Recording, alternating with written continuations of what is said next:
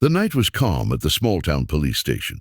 Officer Sarah Mitchell sat at her desk, sipping her last cup of coffee when the doors suddenly burst open. Standing there was Rex, the department's loyal 9, panting heavily, and beside him, leaning on the dog for support, was a bloodied, exhausted stranger. Everyone froze. Rex had been out with his handler on routine patrol, yet here he was, alone, guiding a man who looked like he had crawled out of a nightmare. Help, please, the man whispered before collapsing onto the floor. Officers rushed forward.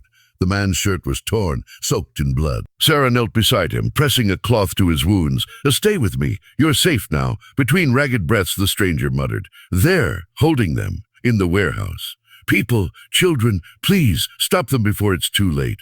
The room fell silent. His words weren't just desperate ramblings. They carried the weight of truth. Rex barked loudly, almost as if to confirm it. Captain Harris, a seasoned officer, frowned.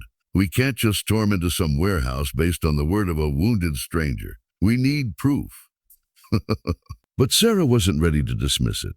She had seen the terror in his eyes, the kind that couldn't be faked. Then let's get proof, she insisted. If he's right, lives are at stake. The department faced a dilemma. Trust a half-conscious man and a 9 or risk ignoring a possible human trafficking operation. With Rex leading the way, Sarah and a small unit followed the stranger's fragmented directions. The night air was heavy, and every shadow seemed alive. Rex sniffed the ground, growling low as he guided them to an abandoned industrial district. They found the warehouse, rusted doors, boarded windows, and guards lurking outside with weapons. Sarah's heart pounded. This wasn't just rumor. She radioed back to the station. This is bigger than us. We need federal backup. Hours felt like days as they awaited federal agents. The wounded stranger, now under medical care, finally revealed the truth. He had been a victim himself, forced into silence until Rex found him wandering near the woods after his escape. He had risked his life to warn them because others didn't get the chance.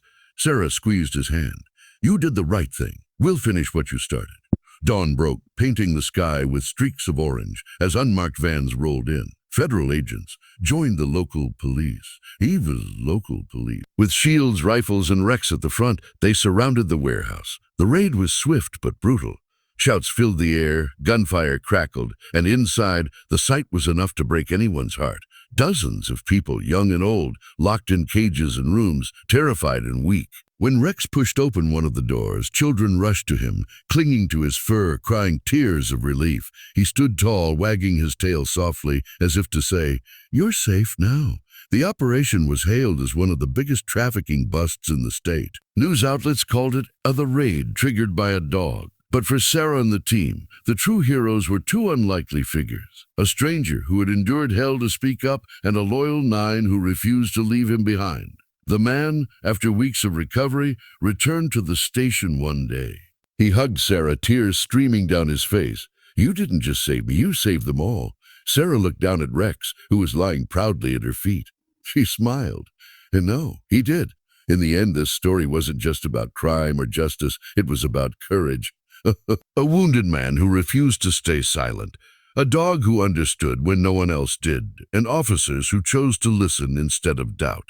Because sometimes the smallest act of bravery, a dog guiding a stranger into a station, can unravel the darkest of secrets and save countless lives. Hook 1-2 men. 9 walks in with the wounded man. Build up 4-5 men. Strangers warning, skepticism, and investigation. Climax 4-5 men. Federal raid and rescue. Resolution 3-4 men. Aftermath, gratitude, and inspiring message.